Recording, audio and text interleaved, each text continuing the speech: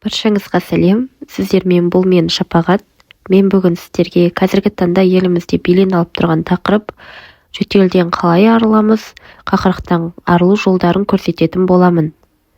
Бір емес бірнеше жолын көрсетемін. Видеоны толықтай көріп, каналға тіркеліп қоюды ұмытпаңыз.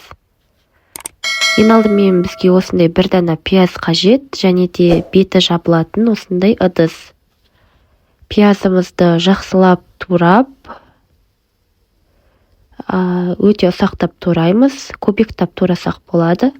Видеода көрсетіліп тұрғандай тураймыз. Біз қазір сироп дайындаймыз. Бұл сироп пайдасы қақырықты кетіреді, жөтелден арылтады, және де мына тамағымыз қышып тұрады ғой, соны басады. Осындай пайдаларға ие. Мен бұл сиропты өзім балама қолданамын. Менің баламды қазіргі таңда ауырып қалды. Өзім балама қолданып, көмегін бергеннен кейін сіздерге де айтуды жөн көрдім. Ал енді пиязымызға осылай 2 шай қасық шекер қосатын боламыз. Болса мед қосып жіберсеңіздер де болады. 1 ас қасық өте жақсы болады. Менде болмады, сол себепті қоспадым. Осылай жақсылап араластырамыз. Қант пен пиязды араластырып, бетін жауып 5-6 сағатқа қалдырамыз.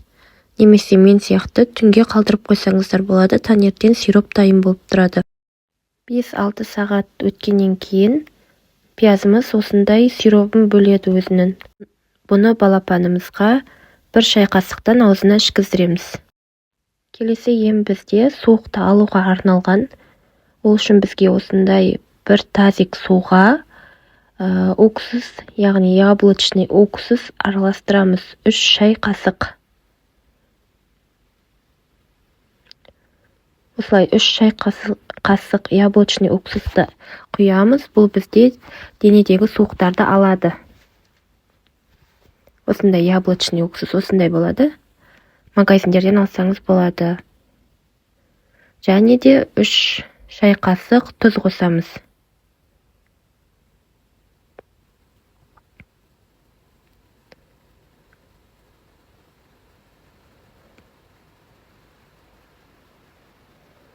Жақсылап тұзы ерігенше араластырамыз.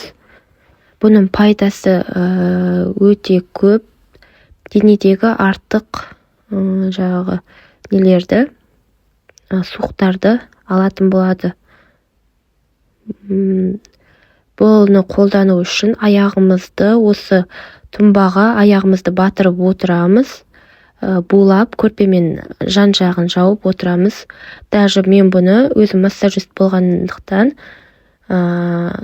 пациенттеріме қолданамын. Пациенттерім рахметтерін айтып жатады, өте жақсы эффект берді деп. Келесі ем бізде тамағымызды шаю.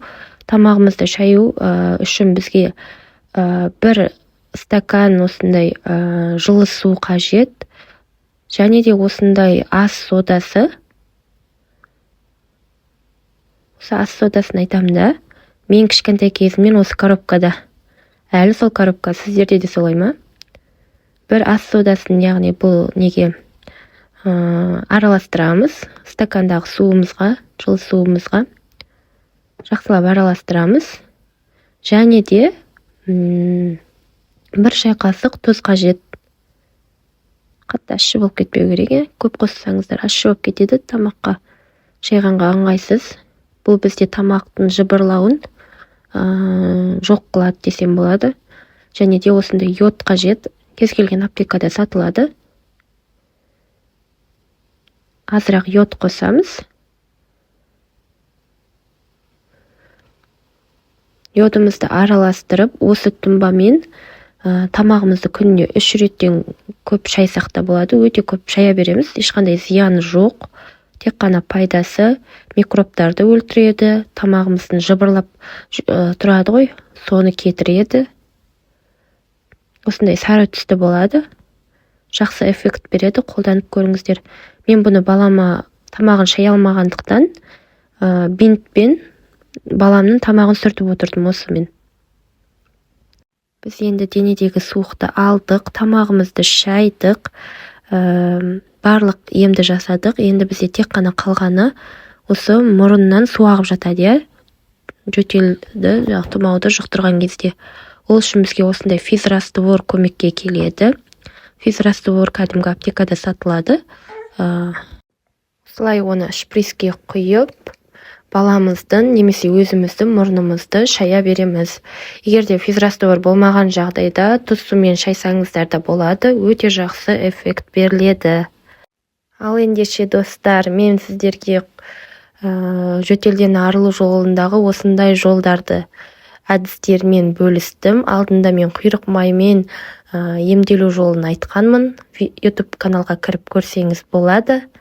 Менің каналыма тіркеліп кетуді ұмытпаңыз. Мен өзім мақсатым 1000 подписчик жинау. Соған өз көмегіңізді тигізсеңіз, мен өте қатты қуанышты болар едім.